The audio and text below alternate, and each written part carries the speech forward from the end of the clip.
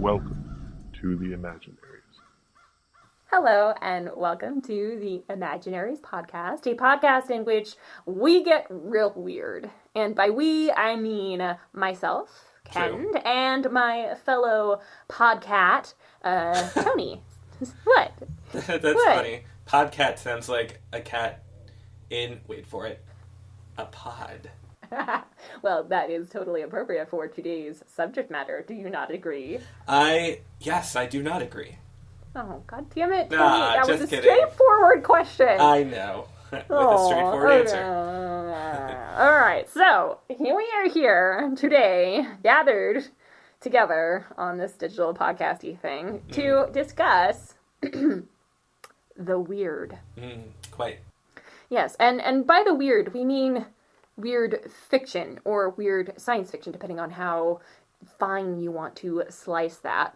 And we are going to, first of all, pose some questions. We're going to talk a little bit about our, well, at least in my case, limited understanding of the history of weird fiction. And then we're going to plow ahead into asking of the invisible ether, what lies in the future of weird fiction? Yes. So, thank you for joining us on this ride, and we hope that you enjoy all of the weird things we have to say. How weird is it going to be? Don't make it awkward, Tony. No, that's a legit question. How weird is it going to be? Oh, well, it's going to be possibly confusing for me personally, because this is something that I'm relatively new to.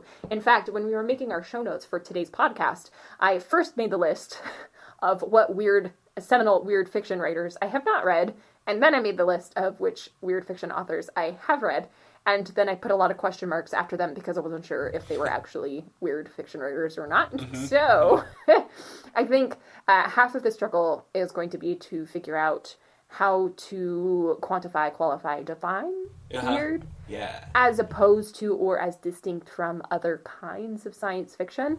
And I think this actually segues nicely from a previous podcast in which we discussed magical realism, or at least you made some reference to magical realism and how not useful it was for you in the end as a descriptor for books. So how about we start there? I straight up disparaged it. You straight up disparaged it. Well, I wanted to pose things a little bit more with political correctness because that is, after all, my strength in life is being politically correct. So I'm going to actually lob this one straight into your court, Tony. All right. First, can you frame a little bit of a definition of magical realism, a little bit of a definition of weird, and how they are related? Let's go for it. Okay, so magical realism, and this is to be clear, magical realism is not my most favorite of things. But what I describe as magical realism is fantasy all tidied up, gussied up, made pretty, made to wear the clothing of literary fiction, and then passed off for people who would otherwise not want to read fantasy, or who look down on fantasy as a lesser genre. So the way you're framing that is almost posturing. Like it's not it's authors doing this in order to better sell their book. That's kind of how I'm reading what you're saying. Or do you think it's just like these people were writing similar things around the same time and they happen to be marketed and sold the same way? Yeah, it's like when I think of magical realism, there are some books that get lumped in as magical realist books that I actually really love. Like I am not saying that every book that somehow gets, kind of deposited into a Wikipedia category of magical realism is a bad book. By no means, but it does kind of feel like it's literary fiction doing kind of like fantasy blackface. And I make that comparison to sort of set off how kind of... That's deeply offensive. Yeah, it's deeply offensive, and that's not. And again, like it can be done with the best of intentions, and but just the sense I get from it is really this like kind of looking down your nose on behalf of literary fiction at fantasy, and that like it is a low form and magical realism is high form. Gotcha. Okay, and then the relationship to weird fiction. So the relationship to weird fiction.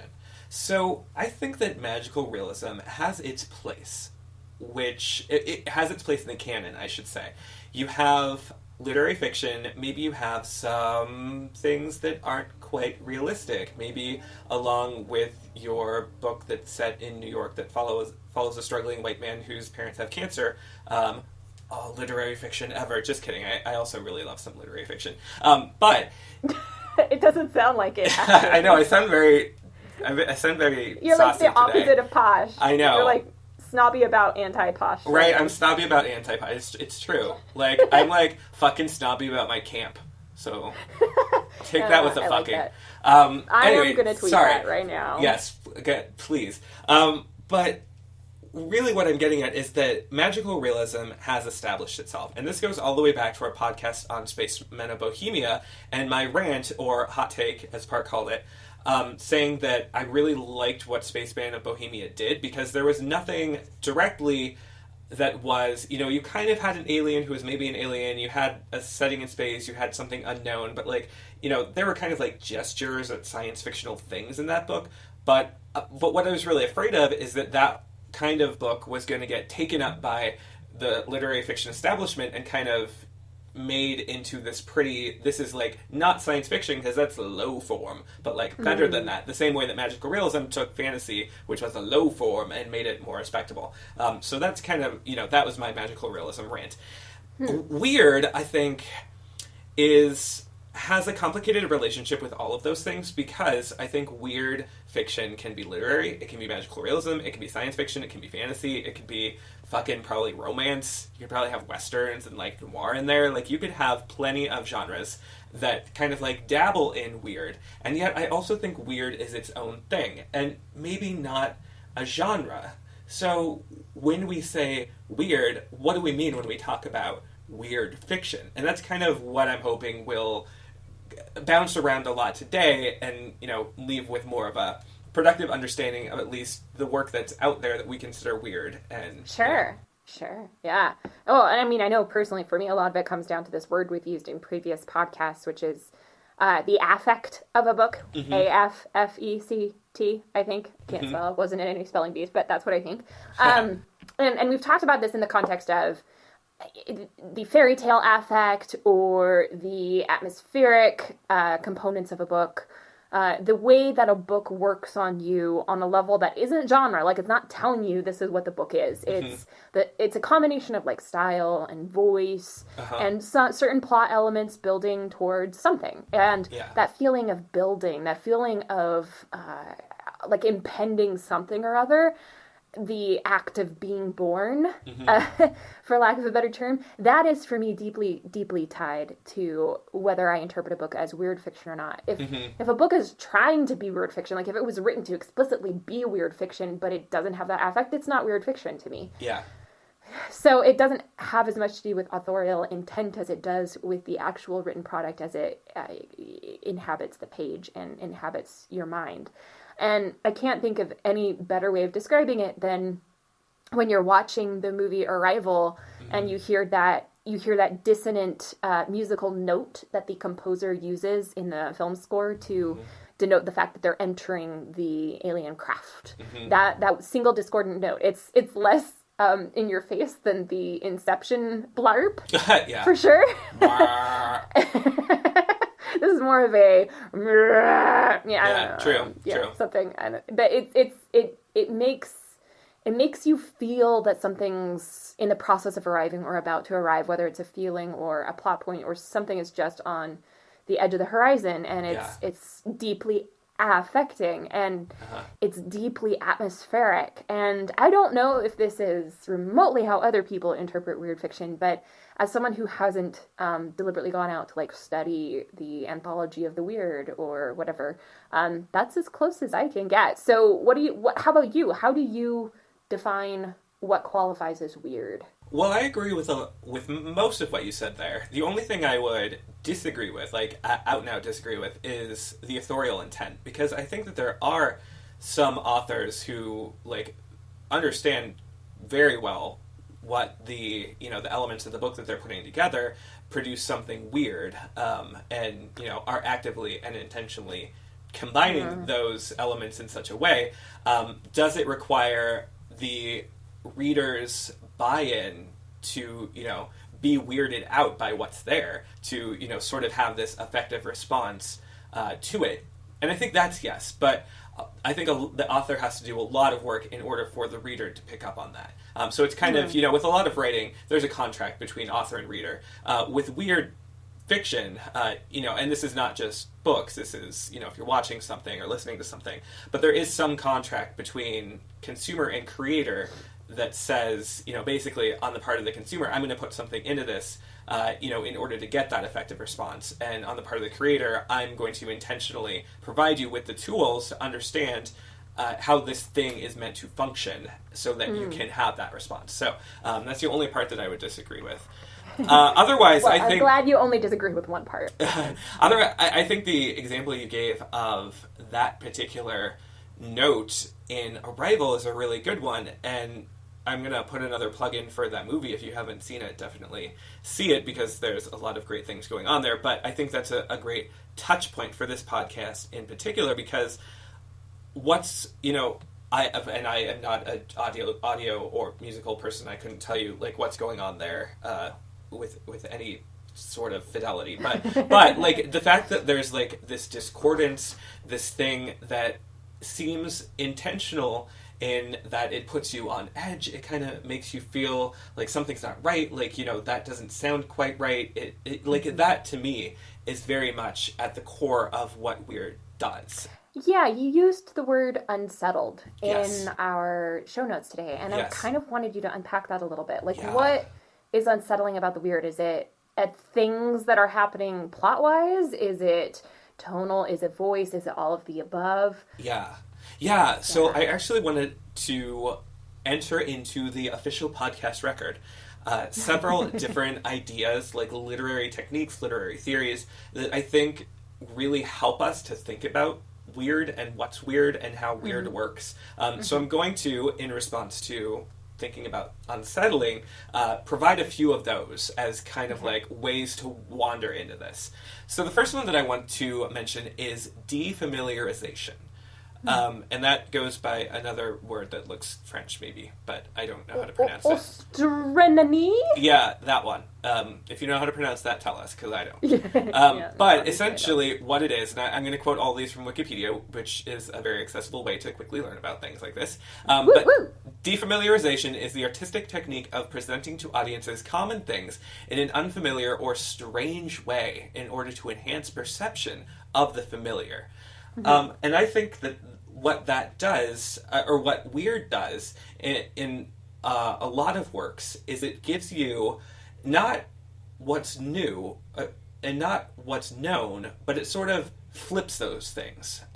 It takes what's known and makes it new.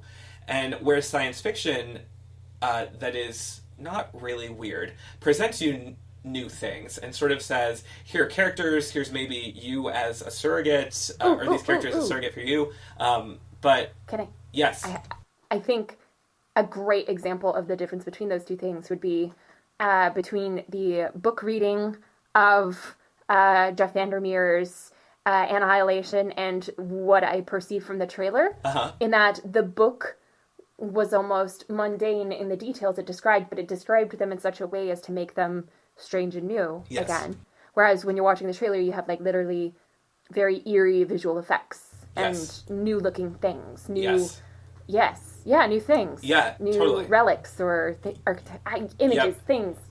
Right. And I think that that's you know, Annihilation was, well, the Area X trilogy was one of the things I was thinking about there, especially in Annihilation, where the biologist, who is trained as a scientist and looks at everything with this scientific rigor, you know, knows how to think about these things, and yet, because of Area X, everything old is new again, essentially. And another touchstone we're going to come back to, and I think one that we'll turn to in a while to sort of say, well, is weird just this? Is Lovecraft and works that are based on Lovecraft. And I think that really that defamiliarization is there in Lovecraft and Lovecraftian works as well, in that you kind of take this world that you know and populate it with dimensions and new creatures and, you know, spaces between spaces.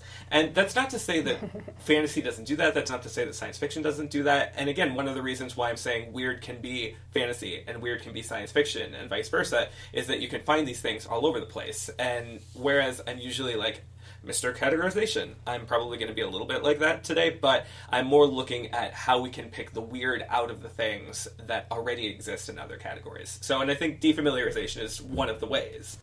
Well, and I think just to kind of take a slight step away from the main body of our conversation today, and we'll return to it in a second, you shared an article with me earlier this week, which you found unsettling because it tried to recategorize science fiction into, 8 or 9 tribes? Yes. Something like that. Yeah. We're not going to actually name the article because we both disagree with it and we don't necessarily want to point people towards something that is like probably blatantly wrong and or problematic in a way. But the point of me bringing this up is that there are a number of attempts out there right now to try and find new ways to describe and categorize science fiction and fantasy and literature in general.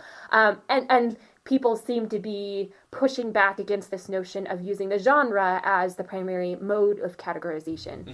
And so people are being drawn to new terminology, but they're functionally using them in the same way. So the author of this article used tribe much in the same way that someone else would use genre, and someone else might use another term. So how is what we're doing here by talking about weird fiction related to that?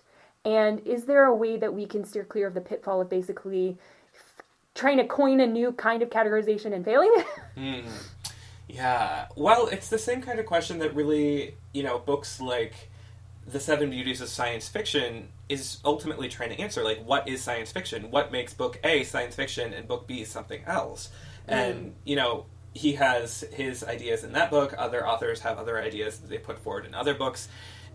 What I think I'm trying to get at with this understanding of weird, and your goal here might be different, but I, am interested in potentially in the future thinking about weird as a genre that operates separately from science fiction or fantasy or whatever. But at this point, I'm more interested in thinking about how do we take the genres that do exist and sort of say there's weird within all of them. And I'm interested in seeing how those elements come together and work in different genres in similar ways. So before we can really say there's this whole different genre we're talking about, I kind of want to go from the ground up and say, well, what is that genre? What are those things that we're talking about? Sort of like before we can decide what's a part of a genre or related to a genre, we have to know what the genre actually is. Right.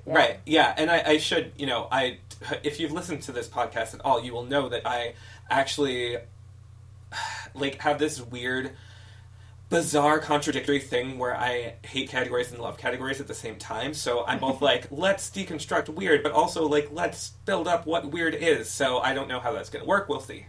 It may not work at all. It may not work at all.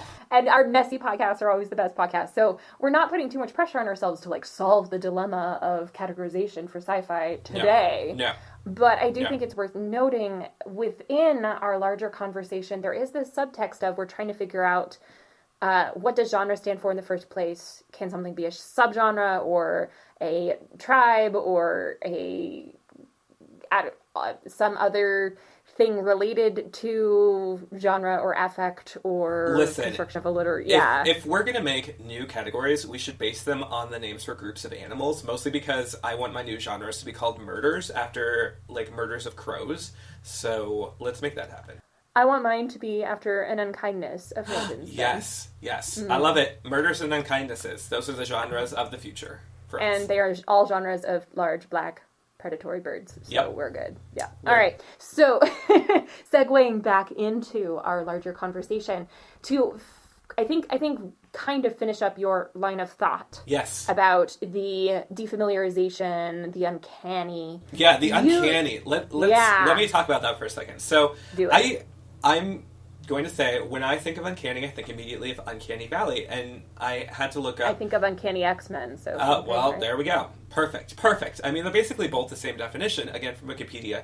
The psychological experience of something as strangely familiar rather than simply mysterious. So this kind of goes with the, the reversal of new and familiar that I was talking about with defamiliarization, but kind of in a different way. And like when I think of Uncanny Valley and, human-looking robots or androids and how they just look wrong. Like there's something about the way their faces move or don't move, and it seems like so familiar and yet just dissimilar enough that it's disconcerting. And that, again, is, I think, one of the things that Weird trades on. It takes something that's so familiar and just kind of turns it a little bit to the left, maybe. and completely changes it. And again, I think Annihilation in particular is a great example of this. And we will get into a lot more examples of texts as we go on. But Uncanny's in there, defamiliarization is in here. Get ready, because I'm about to say a long German word. So here it is. It is Verfremdungseffekt. That was bad. Was that bad? Sure that was terrible. Bad. That was terrible. It needs to be more guttural. Yeah, well, I know. I can't do German at all. But anyway, it's also called the distancing effect, or the alienation effect, or the estrangement effect. And I wanted to do the German, but essentially, it's from Bertolt Brecht, who is a playwright who I bizarrely have read something of, but I don't remember when or where or why. But essentially, what it is or what he describes it as, back from 1936 in an essay, this distancing effect is hindering the audience from simply identifying itself, the audience, with characters in the play. Acceptance of or rejection of their actions and utterances was meant to take place on a conscious plane instead of as hitherto in the audience's subconscious. So actually that was not a really helpful quote now that I've read it. But essentially it's, kind of where in a lot of work, the idea, and he's talking specifically of plays, but I think this is true of TV, I think this is true of movies, of books, of everything, where, you're meant to have kind of this character as proxy, whether it's first person, second person, third person, like you're meant to be in the eyes of this character and be seeing things through their eyes, or, whatever, however they happen to perceive things. But what he's suggesting here is that this effect is actually trying to get at the opposite, taking, the characters that the audience is dealing with and like really separating them so that the characters no longer stand in for the audience. And I think that, again, that is something that Weird can do. Weird can actually kind of put up a wall between you and the character who you meant to know. And I'm actually going to go to Arrival, the movie, as another example of this. Way back when we talked about that, I made the note that the camera spends a lot of time looking at the back of Amy Adams' head. And I think that this is actually essentially a distancing effect, because we're not seeing her face, we're not seeing how she's reacting to things, we're kind of seeing what she's reacting to, but not how she's feeling it, or what we're meant to feel. So we're not with her in those moments, we're kind of looking over her shoulder. And that's a really interesting way to separate ourselves from what she's going through, and a way to sort of like tighten up the weirdness of what's going on there. Instead of having her kind of feel for us or tell us what to feel, she's feeling what she's feeling, and the music and the scenery and everything is combining to sort of produce this weird affect that we as moviegoers, as audience, are experiencing. That is interesting, because I would not have come to that conclusion from watching the movie at all. I do believe we talked about this, in our discussion of Arrival, which was many episodes ago. Yes.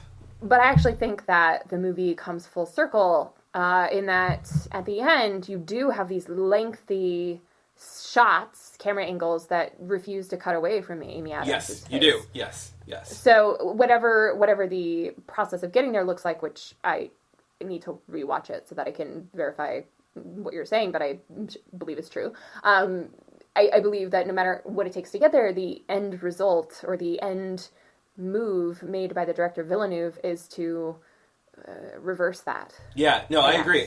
Like, it's definitely not on display for the entire movie, but it was just so striking to me in those scenes where they're in the movie's past dealing with the Arrival, that we see a lot of the back of Amy Adams' head. All of which is to say, I think weird is trading on and or utilizing defamiliarization, the uncanny, this distancing effect, which in German, der Fremdungseffekt. I'm done. That's the last time I'm going to try it. That's the last time. But a lot of other things too. Mm-hmm. Yeah, no, absolutely. But I think that those would be primary indicators that something weird is going on. I think you can use those as stylistic choices, as things that are written into the sentence level structure of your book. And it can still not affect your readers in a way as to convince them that they are reading something weird. Right. But I think that perhaps that would be the one side of the coin, and the other would be the other, perhaps more mysterious parts of a book that work upon a reader to make them feel to be affected. Yes. In such a way as to read it as a weird text. So I think it is both, as you said earlier, authorial intent, perhaps. I don't think that authorial intent is necessary. Like, I don't think someone has to set out to write a weird book in order for a weird book to exist. But, right. Agreed. I think that ultimately it comes down to how it works upon the reader. And there's a lot of books I've discovered that other people qualify as weird that it completely blew over my head. Like, I didn't consider them weird at all. Yeah. Well, actually, on that note, I have a good segue, unless you want to add more to that. Woo. Let's do a smooth All right, segue. let's do a smooth segue. So, what do other people mean when they talk about weird? And that is another way to sort of ask, is weird fiction just another way to refer to Lovecraft and Lovecraftian fiction? I don't know. Okay, so I have an opinion. Yes, please, tell me. I have an opinion, and I think it comes down to literary critics looking at big, bold, influential voices in the genre or general area of science fiction and saying, I want to talk about this author. Let's invent a term that describes this person's work and possibly can relate some other text to it. So I think, the term weird has been used for a while. It's not a brand new term. Yeah. I think that it probably was brought into mainstream science fiction criticism, literary criticism, with Lovecraft. But I think that it has really seen a resurgence in popularity and has been repurposed with the advent of specifically China Mievilles and Jeff VanderMeers, because when I look at the lists of quote-unquote weird science fictional texts that are out there, and there are a shit ton of lists and articles from the last 10 years specifically on weird fiction, those are the three names that are without fail mentioned in every single article. China Mievilles, H.P. Lovecraft, and Jeff VanderMeers. And I heckin' love Jeff VanderMeers. I have not yet read any China Mievilles, and I plan to read Embassy Town next year once we finish our kind of end-of-year cram of 2017 books. Yeah. So I'll get to China Mievilles, but I've kind of steered clear because I've heard conflicting reports. And H.P. Lovecraft I kind of almost don't ever want to read because I've read Kij Johnson's The Dream Quest of Elliot, and that honestly... I don't want to describe something as Lovecraftian now. I want to describe it as Kij Johnsonian because that stuff is fucking brilliant. And she reimagines Lovecraft with a very specific feminist bent. And I don't know if I want to read the original when the reinterpretation or riffing that she does is so perfect. Yeah. That's the end of my rant. Yeah, no, that's great because I was thinking, as I was asking that question and as you were talking, like, when I think of books like those are all, or when I think of authors like those are the ones who do come up as kind of like touchstones of being weird. But then I think back to like, the fucking Beats writing, many decades ago now, and the weird things that they were doing, the defamiliarization, the fucking uncanniness of some of the things that they were putting out. And I mean, it's not just the Beats. Like, there's been plenty of poetry movements that have done this. Like, cyberpunk and whatnot is often associated. Yes. Right. So I don't mean to say that, like, we're taking a particular sliver of weird things that exist. Weird writing, weird TV. Can we call it a slither? Yes, we can. Because that sounds weirder. It does. I like it. But, we're being really selective in this. But that's, like, really intentional. Because, for me, I'm trying to pick out, as someone who fucking fell in love with things like, Jeff VanderMeers' Area X trilogy and Kiss Johnson's The Dream Quest of Aleppo and Ruth Anna Emrys's Winter Tide, the latter two of which are based on Lovecraft, and the former of which kind of, traces his lineage to Lovecraftian works. Like, what is weird now? Where has it been before? And how do we sort of put this in conversation with contemporary science fiction and fantasy? And that's really what I'm getting at here, because, again, there's weird everywhere. There's weird in every genre. There's weird in every medium. So weird is not limited to this particular place.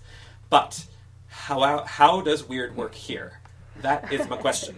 Yeah, I think in general we can specify that we're discussing the weird in the here and now, which, according to this really interesting Guardian article that I read in order to prepare for this week's podcast, we're actually in like the third wave of weird. So we had weird, and then we had the new weird, and now we have the next weird. So we're in like the third wave of weird fiction, which I find really, really interesting. Yeah. And the Guardian article, which is called The New World of Weird, it's really interesting because it does espouse some opinions that I can't verify, namely that the weird has deep roots in specifically British fiction, and like a British mentality and a British approach to science fiction. And I thought perhaps, well, if we take that tack, then is Douglas Adams weird fiction?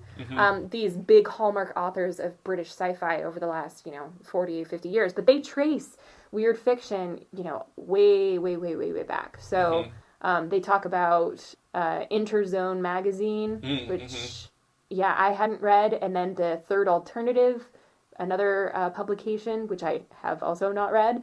And they kind of trace some of the developments in what's, I guess, got mainstream recognition as weird over the last, I think since the 90s to the present. So at least in terms of the last 20 years, the lineage of weird is pretty easy to track. But once you go earlier than that, it's really hard. Because I think in general, like, we've got a separate term for Lovecraft, which seems kind of unfair to everyone else. Yeah.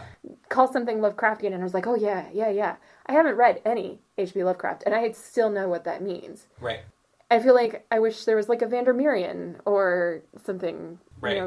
If we're going to let Lovecraft own an entire kind of science fiction, then we should probably look at why that is and how it affects the weird going forward. Yeah. Because I think that's the past of weird, is this hyper-specificness to Lovecraft. And I don't know why that is and how that happened, or if it really is the case, or that's just kind of what critics use as shorthand, or, Right. And that's actually, it's interesting that we go back a while, because a couple of the other authors you mentioned in our show notes, Kafka and Borges, and, if we jump forward a little bit, to Bradbury even, and James Tiptree Jr., who is the pseudonym of Alice Bradley,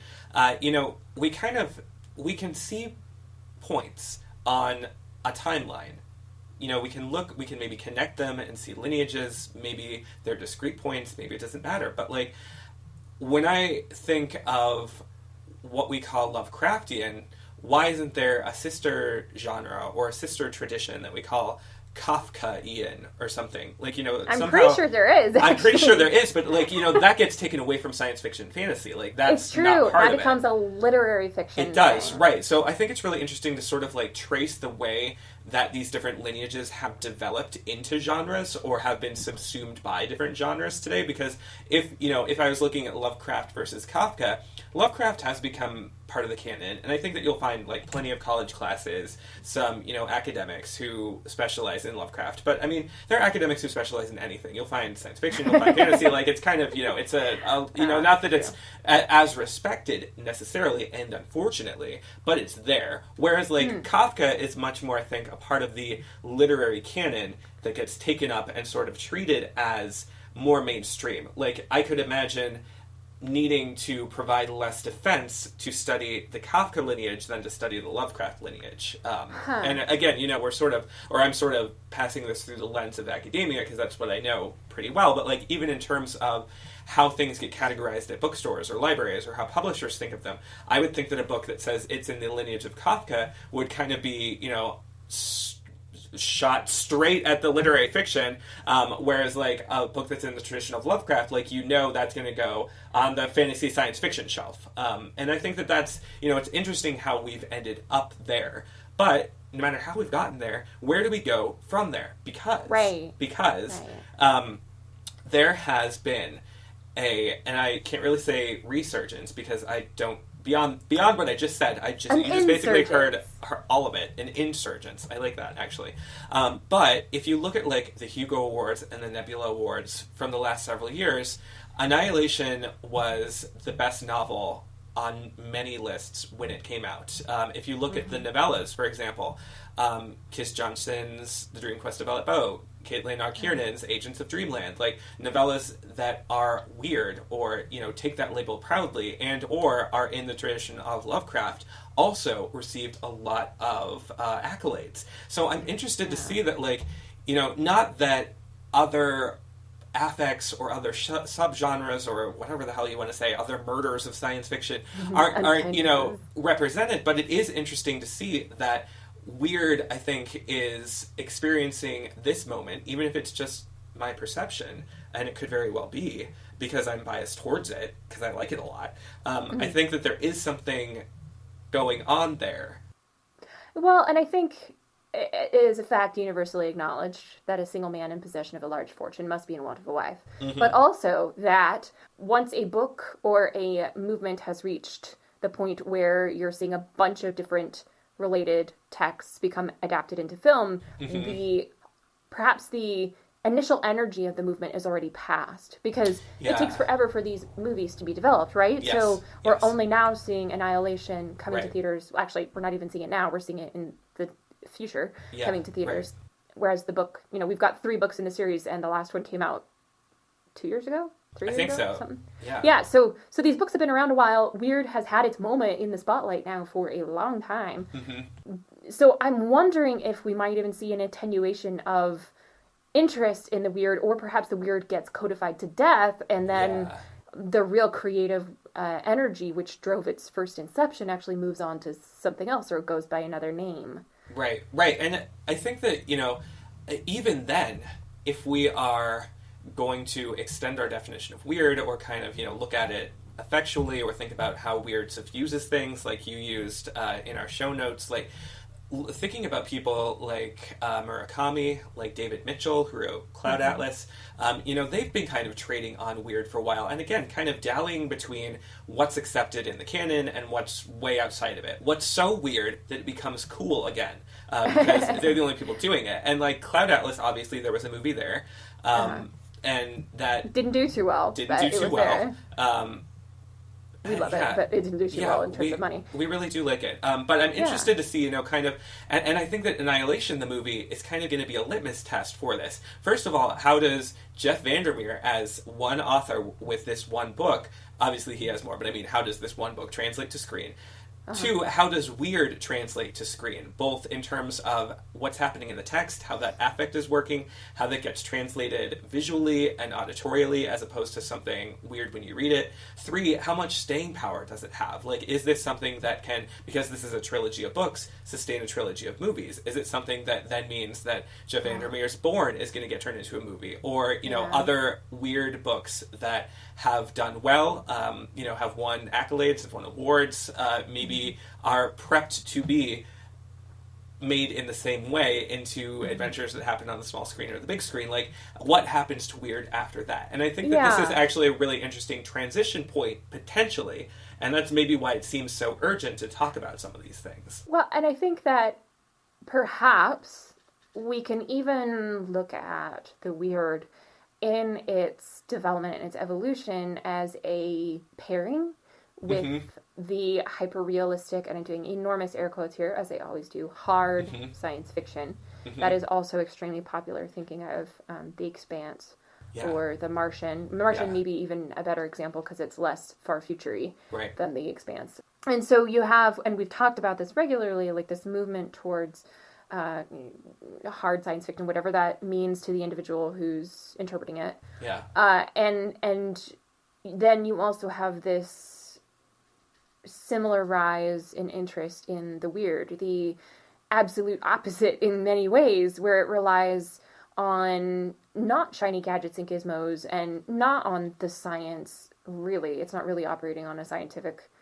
Well, is it? Well, we could discuss that until our faces turn blue, because yes and no. Right. But it's taking a completely different tack at what's science fictional about the book. And I think about this also in terms of Istvan Chishire-Ronay's The Seven Beauties of Science Fiction. I think it's drawing on different beauties and emphasizing different beauties from hard sci-fi. But I think they're a pairing. I think that they both start emerging and developing around the same time. So perhaps, as we discussed in our series about lunar, Martian, and planetary colonies and societies and settings, perhaps you have, yes, that one movement happening, and then you have also at the same time its reaction happening. So are they tied together? Are they going to go out together? Are they going to slam into each other and create something absolutely, brain exploding? Yeah. And I don't know. I think that there's got to be something there, because they're so... I mean, the time frame is pretty much impeccably tied together. Yeah. Like they mirror each other in terms of their evolutions and their surge in popularity. So, yeah. What do you think? Are they related? Am I hallucinating? You are not hallucinating. Is this all a dream? I think they are related. I think also this is a great time for a plug for the book that Jeff and Anne VanderMeers co-edited, just called The Weird, which collects, I'm pretty sure weapon. It's a weapon, like, isn't it? It is. I mean, it's 3,000 short stories that they define as weird. It's not actually 3,000. It's a fair number, though. But I own this book. It is seriously something that you could, work out with, because it's so heavy. But what they essentially try and do is everything that we've been doing in this podcast. What is weird? How has weird worked over time? This anthology is set up chronologically, so it starts with works of... I forget if Lovecraft is actually in there. I think so, but I can't swear to that. But people who are contemporary, and then up through the last few years. So it attempts to answer that question with a large body of work, and it's... I mean, a large body of work. So, and as much as I... There is an actual body buried in this work. Probably. It is so big. It could not be heavier if there was. I sound very snarky, but I love that this exists, really. And would my definition of what weird is perfectly align with all of the short stories in there? Probably not. Probably a lot of them are displaying some of the things that we've talked about here, or are in the lineages of authors we've discussed, or, are in some other way weird. But what I think is now getting away from the categorization, here's the tear it down, tear it apart, comes in. I really love that at this point, it's kind of up for grabs as much as anything is. We've spent plenty of time on this podcast talking about whether a work is science fiction or fantasy, and how it is, or why it is, or if it matters, and all of that. But kind of, extending that to, does it matter if things in there are weird? They're collected in a book that's called The Weird. Therefore, they're weird. And yet, things that are not in there are also weird. And now you're talking about something completely different, which is one author or anthologist's ethical responsibility to be comprehensive, right? And the collector's impulse is something that we probably should talk about at some point. Yeah. In its own podcast. Yeah, and I don't mean to put it back on the VanderMeers as they should have done everything exhaustively right. Absolutely not. But it's so, again, I really think we're at a point at which weird is kind of poised, whether it's again, or whether this third wave neo-weird, whatever the Guardian article said it was, is ready to do it again. But it seems like there's this potential. We're right on the edge. We're right on pushing weird to become this. Things have gotten so weird that it can be mainstream and cool and a new genre, or at least an important and subgenre. Sustainable. Yeah. So I think, honestly, that, my takeaway from this, because I've kind of gone a little bit off the rails the last couple of minutes, is that I'm excited about this. I really love a lot of the weird books that I've read from the last couple of years, and I want more of it, and I want a lot more of it. And I think that my particular aesthetic, both as reader and writer, has been really shaped by the weird books that have come out in the last 5 years that I, for whatever reason, have really taken to. So this is something that I am very excited about. Yeah. And actually, it's right around that time where we need to start transitioning into the close of the podcast. So any final thoughts? Anything we haven't covered? Anything that you think that must be known about the weird before people read it, or before people realize they're reading it already? I don't think so. I will say that the only thing that I kind of wanted to talk about but didn't was books from writers who aren't writing in English, and how you can kind of get a defamiliarization and almost uncanniness just based on translation. Because I was thinking specifically of Solaris, and how that's kind of weird, made even weirder by potentially by translation or like cultural differences or things like that. Sure. And how I've been trying to read more Eastern science fiction, and how I think you can point at sort of like things that are happening translation wise. You can point at things that are like cultural touchstones, which you might not have when you're reading books like that. But on top of that, weird in other cultures is something that I would very much want to know more about, and sort of see, what right. And what's we want to familiar distinguish there. We want to distinguish between what's weird and what we're cramming into under the name just because it's unfamiliar to us. Right, and that is very different. And I don't mean to say that like books that are written by authors who are not writing in English are to English readers, or readers who are reading in English, immediately or obviously weird. That's not what I'm saying at all. But that's not what I meant to say, if it is what I said.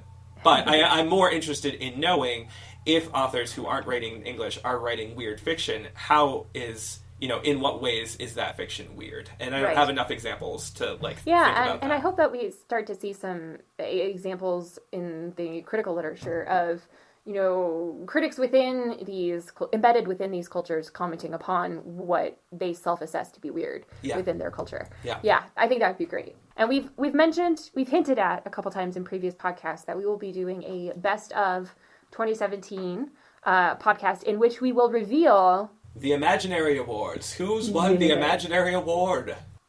And we have a number of categories in which we are evaluating Imaginary Awards. You will still have like a week or two to vote on several of our Goodreads lists. These lists are not necessarily going to be immediately transcribed or directly transcribed into like, this person was voted number one, therefore they are the winner. But they are informing what we cram into the last couple weeks of reading before we decide who wins the Imaginary Award. So if you would like to inform our reading habits and our emergency last minute holiday reads, please hop on our Twitter account. Those are linked within our feed there, and you can vote specifically on graphic novels and comics, new releases and new releases within ongoing series. And you can also vote on a general science fiction list full of books that we haven't read and need to figure out whether we should before we, close our lists and our close out our decisions. So, Tony, where can you find us? Well, if you want to talk to us on Twitter, then you should definitely look for us at imaginary_pod, which will have, again, all of our recently released episodes, as well as links to those Goodreads polls. You can also check out our website at imaginaries.net. It is fully updated. You can check out everything from what both of us are reading at the moment and what we have coming up next to our complete backlist. That was difficult to say for some reason.